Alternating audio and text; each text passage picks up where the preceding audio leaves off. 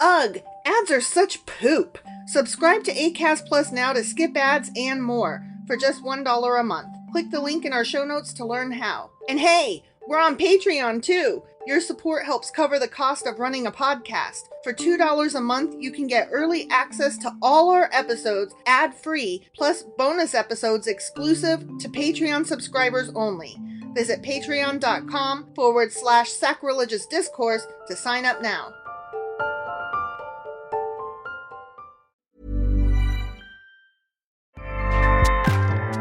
Acast powers the world's best podcasts. Here's a show that we recommend. Hi, I'm Rachel Fisher. And I'm Desi Jenikin. And we host Hollywood Crime Scene. Our show is about the salacious crimes and scandals of the rich and famous, from the early days of Hollywood to the 21st century. We also cover Los Angeles history, true events that inspired movies, interesting biographies, and more. At the end of the week, we drop our mini episode, which recaps the news everyone is talking about, plus the weirdest stories of the week from around the globe. We also talk about food a lot. Subscribe to Hollywood Crime Scene wherever you find podcasts.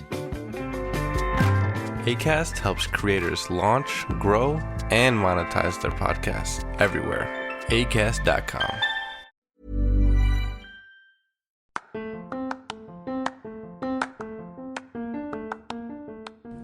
Welcome to Sacrilegious Discourse. I'm husband. And I'm wife. Together, we're reading the Bible for the very first time. We grew up without religion and wanted to know what all the fuss was about. Well, what have we learned so far? That God is a dick, and apparently some people believe in talking donkeys? We're not trying to pass ourselves off as experts. Nope, we're just reading the Bible for the first time and giving our first take reaction. If you'd like to join us in this venture, you might consider starting at episode 1. Otherwise, jump in wherever you like. All right, let's go read the Bible. Yeah, let's get to it. Husband. Wife. Do you remember what happened last Friday? We listed off a bunch of fucking musicians. You played He-Man, I played David, and we rocked it out on a role play. We sure as fuck did. I mean, that's pretty much it, yeah. Yeah. It was the 20th lot fell to so-and-so and his 12 sons or what the fuck ever. Right, yeah. And they went all the way to 24. Yeah. 24 lots. Great. And we had to read awesome. each one. Thank you, Chronicler. That was 1 Chronicles chapter 25. Sure as fuck was. And today we're going to be reading 1 Chronicles chapter 26. Let's go do this. Okie dokie.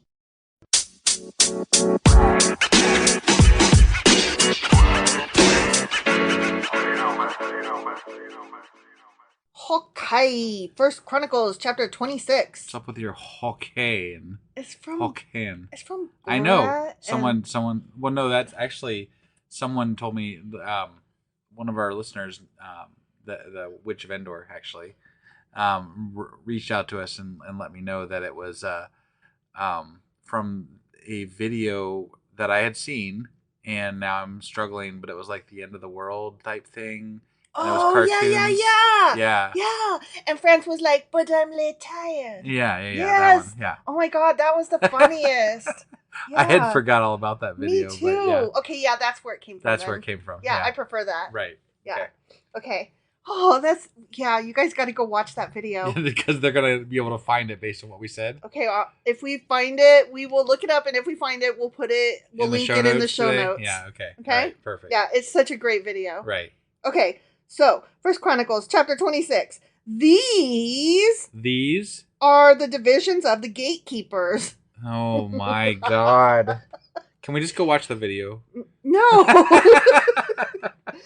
Okay, from the Korahites, there was Meshelemiah, son of Kor, of the family of Abiasaph. Mm-hmm. Yeah, that guy. The sons of Meshelemiah were Zechariah the oldest, Jediel the second, Zebediah the third, Jathniel the fourth, Got it. Elam the fifth, Jehohanan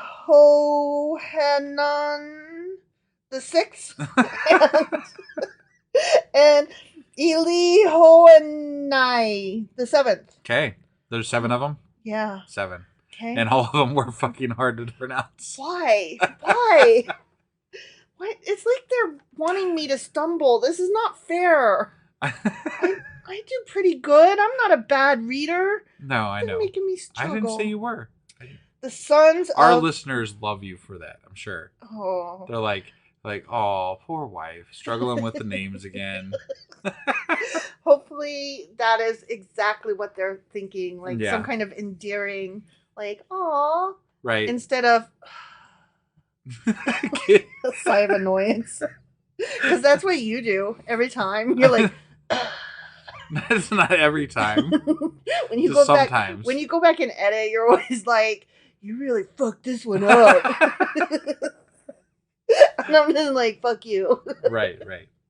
The sons of Obed-Edom, also gatekeepers, were Shemaiah the oldest, Jehozabad the second, Joah the third, Sakar the fourth, Nathanael the fifth, Amiel the sixth, Issachar the seventh, and Peulathai the eighth. Peulathai.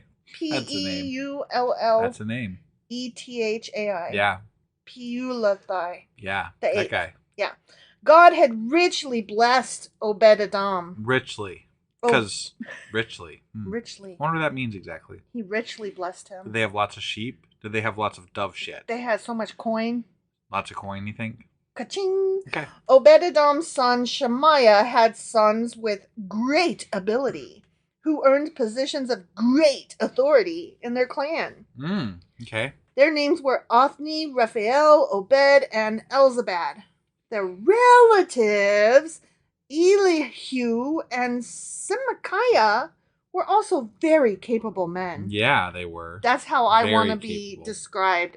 Very capable? Very capable. Yeah. Very Put that on my gravestone. Yeah, but the question might be very capable of what, though? It doesn't matter. Okay, just very capable. It's so generic. Right, yeah. Honestly, what I want on mine is she meant well. All of these descendants of Obed-Edom, including their sons and grandsons, 62 of them in all, were very capable men, well qualified for their work. Okay. That's what they Very were capable of. Yeah. They were capable of work. Doing their work, yeah. Yeah, see? Okay, which was gatekeeping. They were very capable gatekeepers. But not key mastering. Right, and not musicians. Right. Right. Only sweet, very capable gatekeepers. Only sweet psalmists get to be. Yeah. Okay. Meshelemiah's 18 sons and relatives were also very capable men. Do you know how many capable men lived back then? I don't know, but the LinkedIn's would be really fucking boring. Like, qualifications, very capable. Very capable. Hosea of the Merari clan appointed Shimri as the leader amongst his sons, though he was not the oldest. His other sons included Hilkiah the second, Tebaliah the third, and Zechariah the fourth. Hosea's sons and relatives, who served as gatekeepers, numbered 13 in all. Okay. These divisions of the gatekeepers were named for their family leaders, and, like the other Levites, they served at the house of the Lord. Of course. That's what they were gatekeeping, wasn't Because it? they were gatekeeping the house of the Lord, apparently, yeah. That's where they keep the gate. Yeah. Because they were very capable. That's where I keep my gate. At the house of the Lord? Yeah. Really? I have so many gates, and I keep them all. Okay. I don't have any gates. Right. No, wait. No, I have one gate. We have a gate in our back. We do. Yeah. We have two, actually. We have one that goes to the front one to the back. Okay, we have two gates. We have no gatekeepers, though. No. Well, there are a lot of wild cats. There are. Once there was a wild goose. Yeah, I missed that one. That was the while I was not here. That was so awesome because, okay, so it landed in our backyard, but it didn't have enough room back there to run enough to catch flight. Yeah. So I had to chase the motherfucker out of the yard. And you don't like geese. Well, Goose. I have a Geeses? scar on my thigh from where one bit me. Yeah. And those things are mean. Yeah. They make very good guard animals. Right. So that's why I offered it up as a gatekeeper. Right. See? I gotcha. Yeah. You see how that tied in? I see. Yeah. Okay. They were assigned by families for guard duty at the various gates without regard to age or training, for it was all decided by means of sacred lot. Right. Why would you want to assign them by age or training? Yeah. That would make no sense, Why Why would you want the skilled ones in the best positions? Just the capable ones. Just draw them randomly. Yeah. See, They're to all me, very capable, though. Capable to me is like a very mediocre term. Like, man, they'll do. They're capable. They can. Right, They yeah. can do it. They're not the best, but they are capable. Right. And that's what this indicates. Yeah. And very capable means like, yeah, they could probably do okay. Yeah, they're very capable. Yeah. You know? Yeah. Yeah. I wouldn't say they're my first pick, but you know. I mean, we're just going to be doing random lots anyway. Yeah. So, Yeah. whatever. The responsibility for the East Gate went to Meshelemiah and his group. The North Gate was assigned to his son Zechariah, a man of unusual wisdom. But not as wise as Solomon. That's what I was going to ask. My God, he was the wisest person ever The in the planet. The wisest. The wisest person ever on the planet. He was so wise. The wisest. He was the wisest of wise. And so when the Queen of Sheba came to visit him, he banged her, and then he stumped her with some riddles. Yeah. Yeah. But this guy, he was unusually wise, though. He was almost as wise as Solomon. I don't know about that, but he was definitely unusually wise. He wasn't like Bang Queen of Sheba wise. He was very capable of being wise. He was very capable. The South Gate went to Obed-Edom, and his sons were put in charge of the storehouse.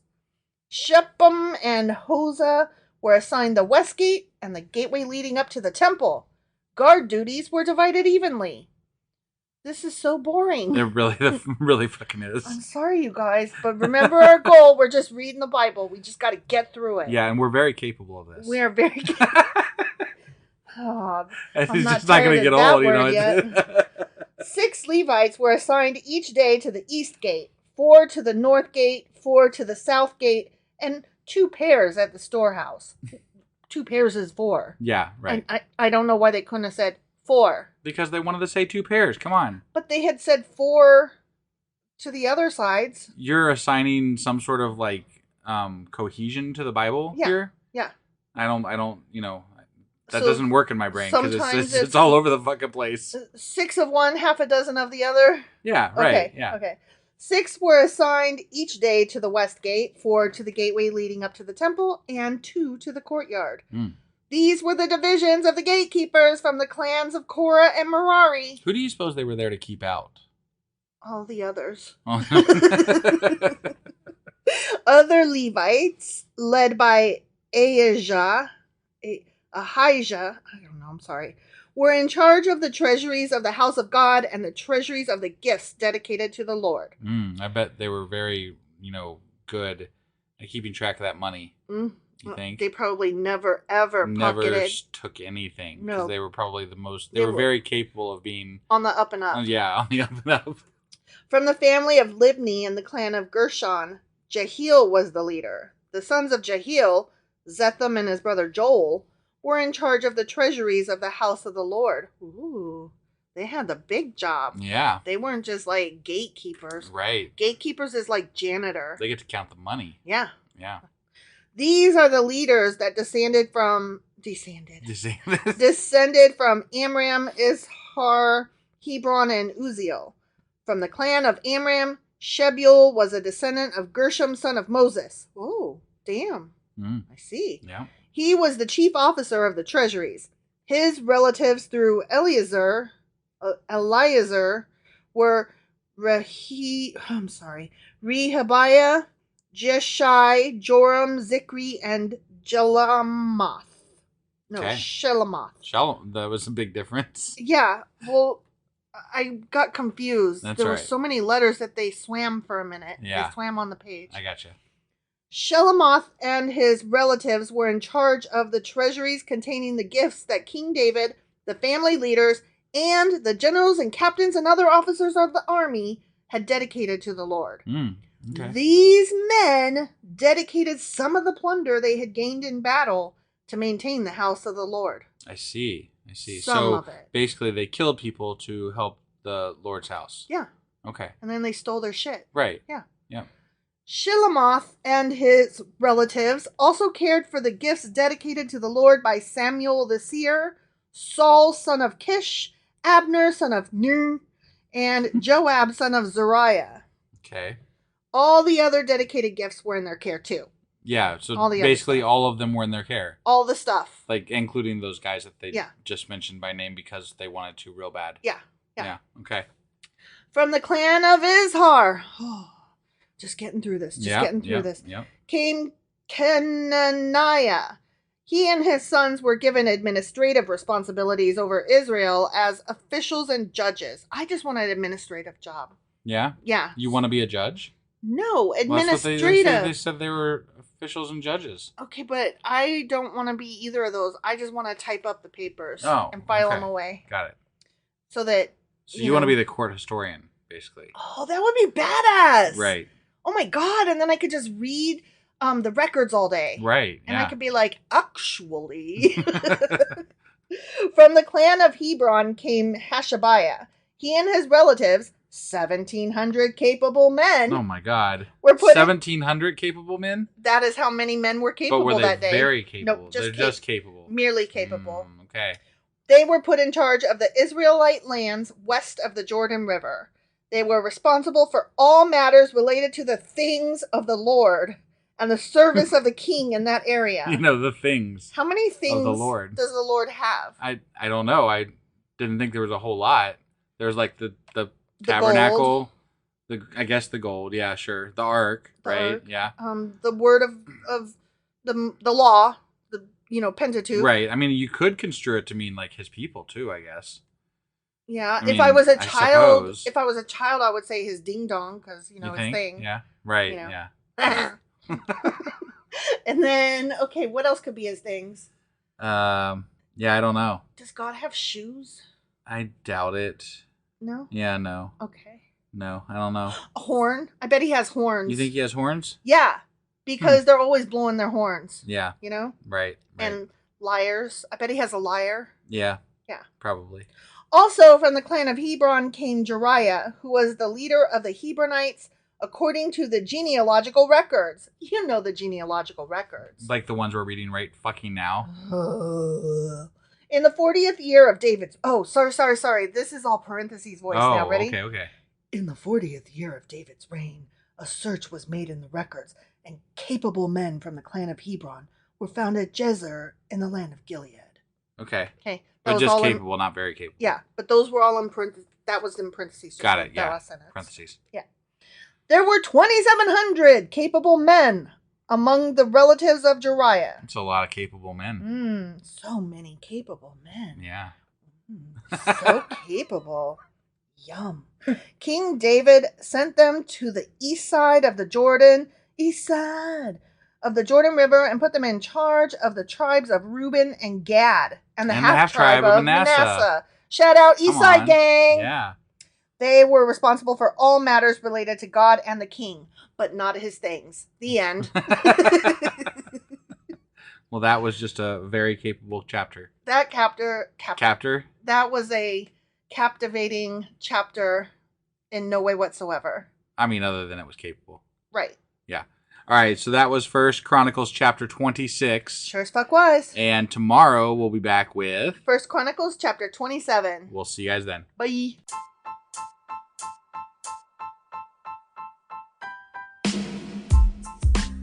Hey, wife, I guess that's the end? But husband, that's just sad. It doesn't have to be. We are on lots of social media platforms like Twitter. Our handle there is sacrilegious_D. For D's nuts. Oh my God. Stop doing that. Anyway, we're also on Facebook, Instagram, and Pinterest. There's a link to all of our social media sites at our website. Ooh, we have a website? Yeah, it's sacrilegiousdiscourse.com, where you can also find a link to our merch shop. We have a merch shop? Yep, we have podcast-themed clothing, mugs, notebooks, and more, as well as an atheist and science-themed products. Wow, our fans should really go check that out right now. Definitely. They can get in touch with us by sending an email to sacrilegiousdiscourse@gmail.com. But before they do that, we could really use some help. Oh yeah? With what? Well, it's not free running the podcast, and we need some financial support in order to get better equipment, which will free up time so we can concentrate on our podcast and our fans. Okay, so what should they do? Head over to patreon.com/sacrilegiousdiscourse and sign up as a contributor on our podcast. Supporters there receive additional bi-weekly episodes that we record just for our Patreon members for as little as $2 a month. Also, we'd really appreciate it if you would like and subscribe on whatever platform you're using. And Apple Podcast reviews help us out tremendously. Like and subscribe. Leave an Apple review. Join us on Twitter. Support us on Patreon. That's a lot of instructions. Don't forget to say thanks. Thanks. Okay, bye.